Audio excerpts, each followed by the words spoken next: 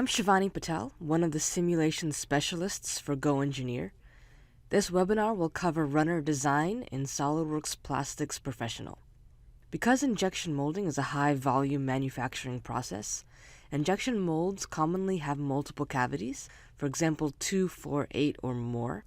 With an unbalanced runner system, the molder will be in a constant battle with part quality issues.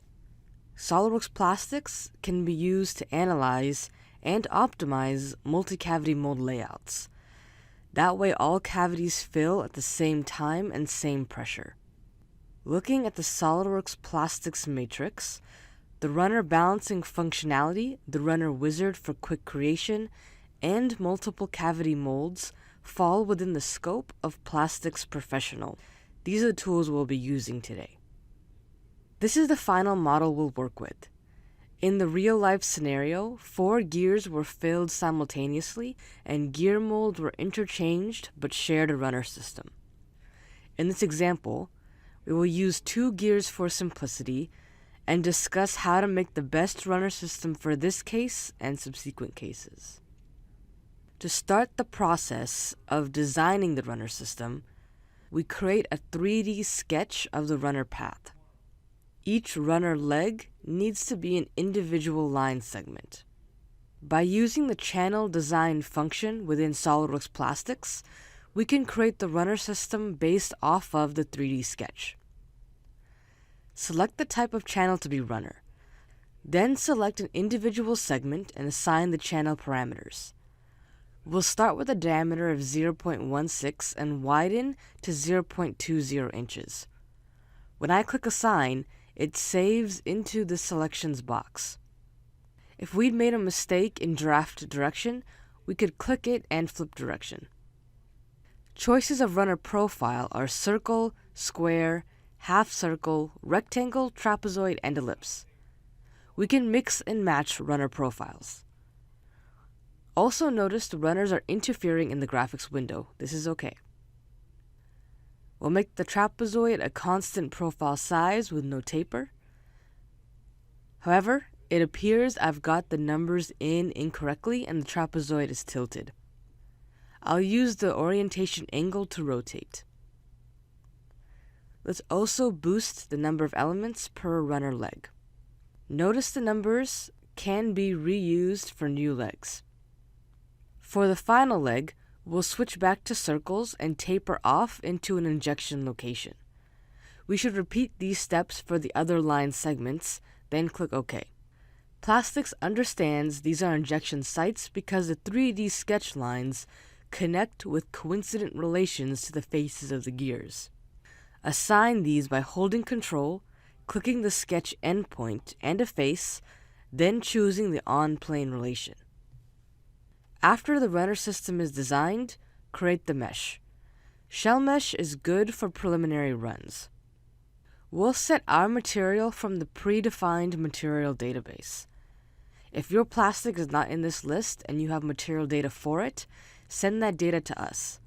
The plastics developers will assist in importing that data correctly to the user-defined database.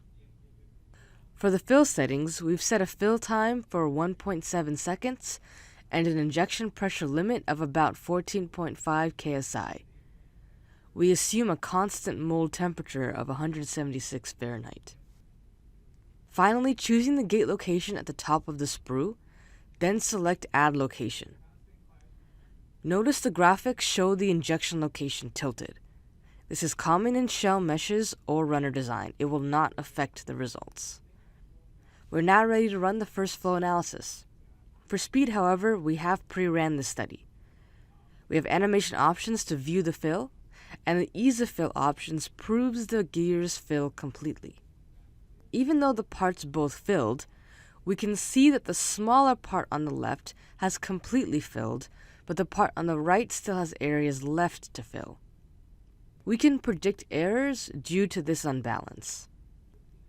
When we look at the pressure at end of fill results, we can see that the part on the left has much more pressure going to it, which would cause flash. The part on the right has much lower pressure, which would cause it to be underpacked or short. Using the higher level plastic software, We could run this all the way to warp analysis to see how the gears deform or shrink. In the real-life scenario, many molds of the gears needed to be recut due to teeth having bad resolution, or shrinking beyond the allowed tolerance. Our solution is to use the automated runner balancing functionality. This is found in the boundary conditions, runner balancing. The runner balancing setup allows you to see the current runner thickness across the runner profile by selecting Show Thickness Distribution. This is useful information for when it comes time to solid model the runner system.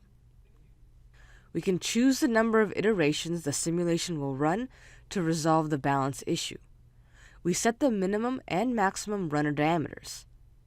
The width at the midline of the trapezoid is what's taken into account. Then we set the minimum and maximum inlet gate diameters. We need to make sure the minimum overall diameter and maximum inlet diameter are similar since we expect the runner to taper here. And the minimum inlet diameter is essentially the injection location. Once these are all set, click Calculate. Once the runner balancing analysis is complete, you get a message that shows the time and pressure differences before and after. Our pressure difference between the two gears massively dropped by nearly 2100 psi. If we look at the thickness after the analysis, we see that the runner thicknesses have changed. In this case, the runner branch going to the small gear has gotten smaller, and the runner branch going to the larger gear has gotten larger. Now that the runners are balanced, we can see that near the end of the fill, that there is now a more equal fill in both parts. And when we look at the pressured end of fill, also the pressure levels would be equal in both parts. So to recap, we have seen the functionality of designing the runner system based on 3D sketches. And once the system is designed, you have the runner balancing tools to analyze the balance of the flow and pressure to the cavities. But now that the runner balancing analysis has been done, the runner thickness data can be used to model the runner system geometry.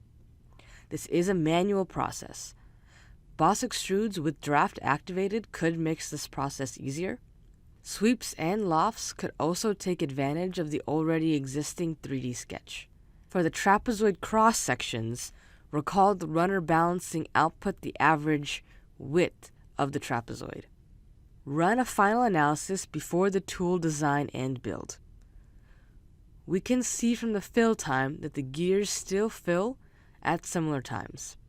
We can also produce a more accurate fill time. We would also see pressure at end of fill. In the results, in the solid model analysis, yields balanced results. This provides the tool designer with the confidence of a balanced system before the design is released to the toolmaker. Getting the part production processed will be much easier from the beginning because of SOLIDWORKS plastics. Now for some bonus information. After the runner balance has completed on the original study, the results folder will contain a better runner history output file. Viewing this file lets us see the iterations plastics ran through before determining the final result.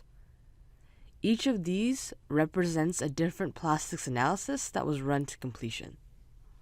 Thank you for tuning in to our plastics webinar on runner design. For more webinars on SOLIDWORKS plastics, please visit our GoEngineer knowledge base at kb.goengineer.com.